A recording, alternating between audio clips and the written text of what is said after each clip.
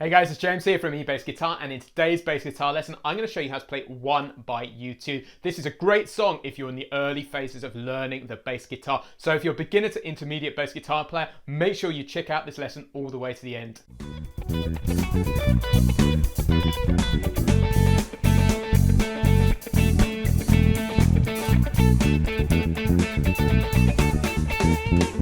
Hey guys, it's James here from eBassGuitar, and in today's bass guitar lesson, I'm going to show you how to play One by U2. This is the second in our simple song series that we're running this month. So if you haven't already checked out last week's lesson, make sure you check out how to play Summer of '69 and break it down into 3 simple sections. So today we're going to be looking at one, and again, I'm going to show you how to break this down into 3 sections and 1 simple groove. So the inspiration for the Simple Songs series comes from a resource that I've been creating for well over 15 years now, called the Bass Vault. The Bass Vault is my own personal collection of over 550 songs that I've written out for the bass guitar, because every time I need to learn a new song, I always chart it out. So here's my own personal chord chart for one, and as I've said countless times over the years, I think it's super important that beginner bass players learn how to play songs and learn how to break down songs right from the word go, and one is an absolutely perfect song to get going with.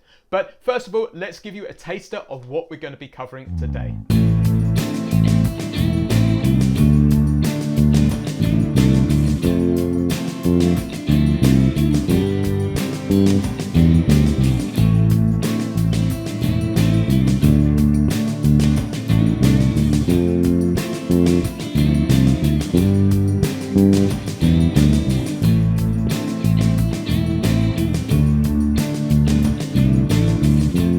So just before we hit the lesson content, make sure you download the free PDF chord chart from the Bass Vault, which comes with this lesson. There's a link in the description below where you can grab your free copy. Also, if you want to grab the backing tracks for today's lesson, you can get these as part of the Bass Lab Plus inside the backing track vault. There's a link in the description below where you can grab your free 14-day trial. So we can break One by U2 down into 3 basic sections: the verse, the chorus, and the bridge. So the first section we're going to look at today is the verse, and the bass comes in on the second verse, which is about a minute or so into the track, and the verse is 8 bars long, and we can break this down further into 2 4-bar chord sequences. So we start off with a bar of A minor, then we go to a bar of D, and then we go to a bar of F, and then we go to a bar of G.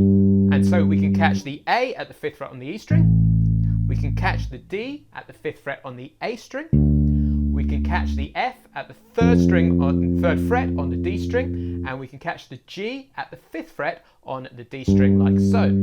And basically there is one simple groove running throughout the whole of this tune, and this is the most fundamental thing that you need to learn. So the groove that we're going to add to this simply sounds like this.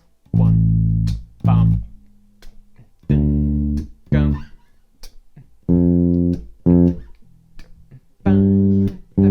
And the essence of this is just 2 notes. The first note is placed on beat 1, and then the second note is placed on beat 2 and. So 1, 2 and 3, 4, 2, 2 and 3, 4, 3, 2 and 3, 4, 4, 2 and 3, 4. So that second note is just before the 3rd beat of every bar. And if you learn that pattern, you have the fundamental bass groove down. So that's the first thing that I want you to learn to begin with. So what I want to do is show you what that sounds like with the backing track to begin with.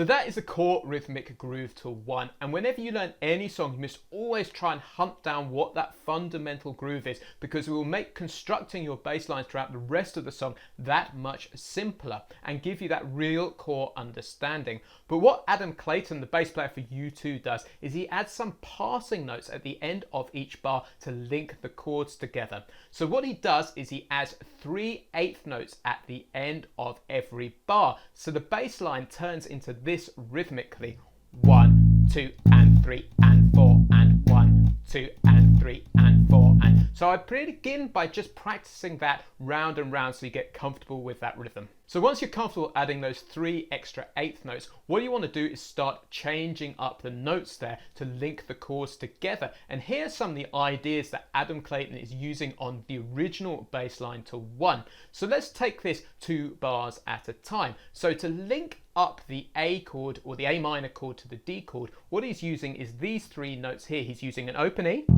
an A, and a C, and landing on the D. So what this sounds like is this. So I just practiced that round and round to begin with. Then to link the D chord to the F, what he is playing is an open A, a C, a D, and then landing on the F on the first beat on the next bar. So you end up with this bass line. And again.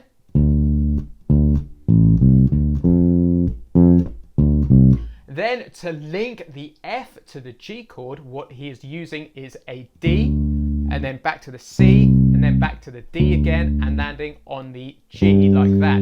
So you end up with this bass line. And again.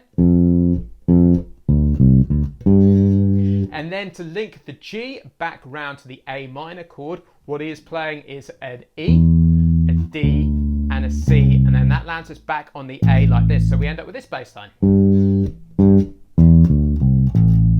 So let me play you those 4 bars in isolation. So 1, 2, 3, 4.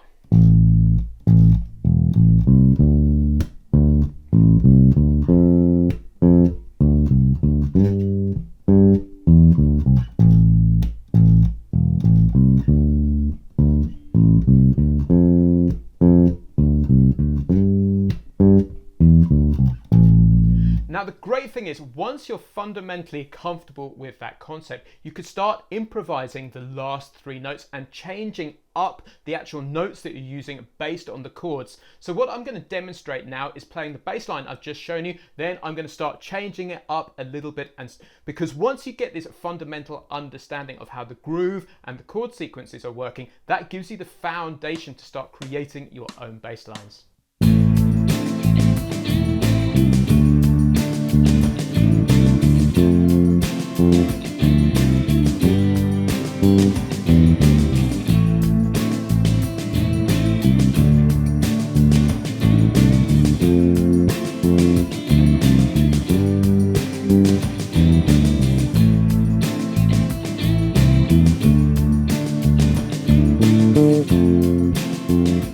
So let's take a look at the chorus section. The chorus is another 8-bar section, and it has a 4-bar chord sequence which has played twice. And that chord sequence is simply a bar of C, and I would get that at the 3rd fret on the A string, a bar of A, which I would use the open string for, a bar of F, which I would use the 1st fret on the E string for, and then back to the C again. So C, A minor, F, and C again, like so. Now the basic fundamental rhythmic groove that we discussed earlier will work absolutely perfectly. So this will work.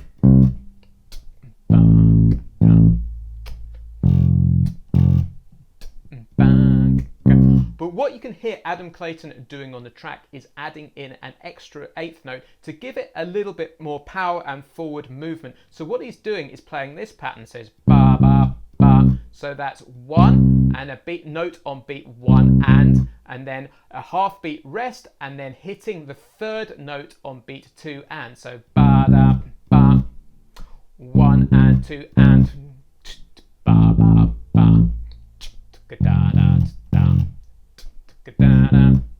So what I would do is practice that in isolation to begin with, and let's discover what that sounds like with the backing track.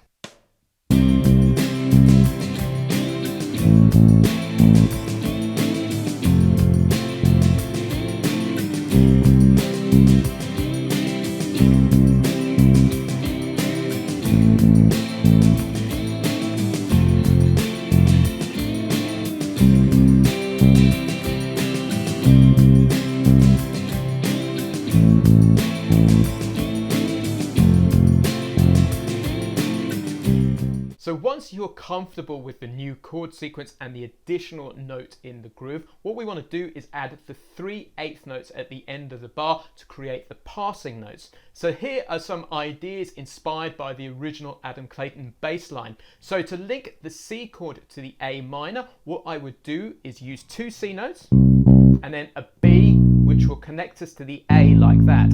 So what that sounds like in context is this. And to play that again. And then to link the A minor chord to the F chord, what I would use is two A notes and then a G. And now that would land us on the F on the first beat of the next bar. So we end up with this pattern. Like that. And again. Then to link the F chord to the C, what I would use is an open E, an F, and a G like that to land on the C on the next bar. So that bass line sounds like this.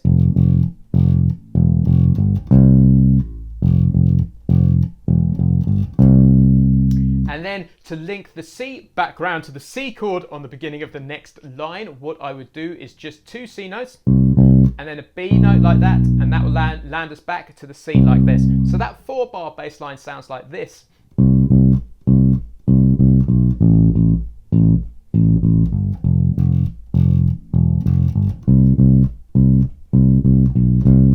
So let's hear what that sounds like in context with the backing track.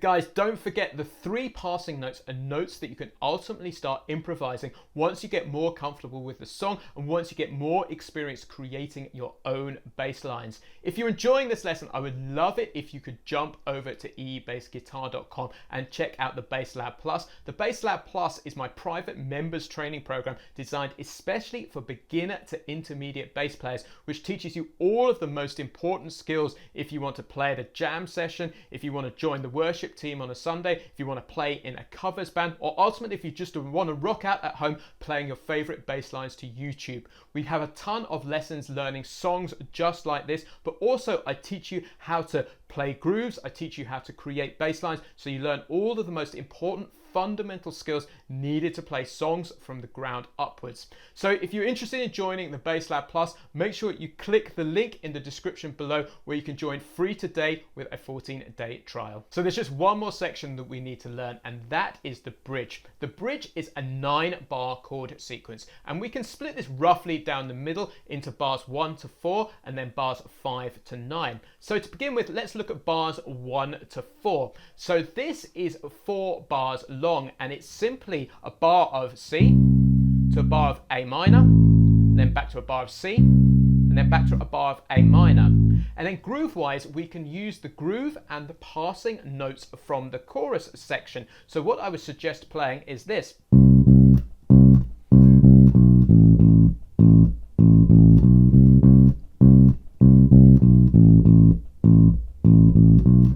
So let me take that apart from you. So that is literally the fundamental groove. And then to link the C to the A minor, we're just going to play 2 Cs and then a B to land us at the A chord like that.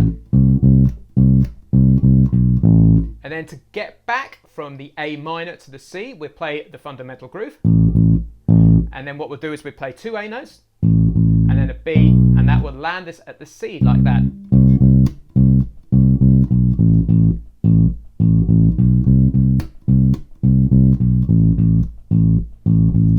So that is sequence is played, 2-bar sequence is played twice to create a 4-bar chord sequence. And then the last 5 bars are simply a bar of C, and then 2 bars of G, and then 2 bars of F.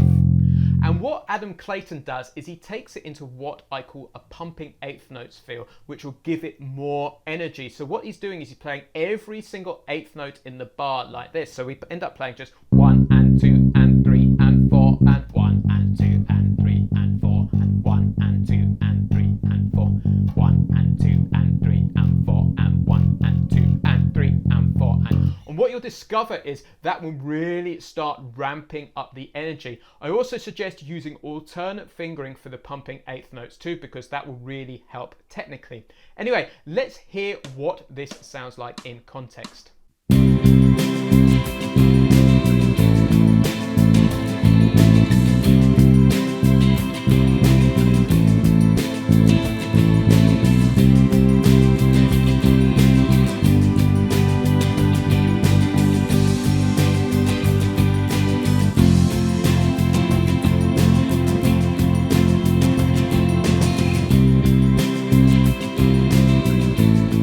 So that's it, they are the 3 sections. So the most important thing is to start approaching learning any song from the perspective of the chord sequences and understanding how long each section is and understanding what the chords are within there. Then start fitting the fundamental groove to it, then to start adding your passing notes. And don't forget, ultimately those passing notes can be notes that are improvised in a song like One by U2. So what I want to do to finish the lesson off is show you some of the bass lines that I would naturally play over this, and I'm going to play a section of the track so you can hear how all the various elements of the track link together.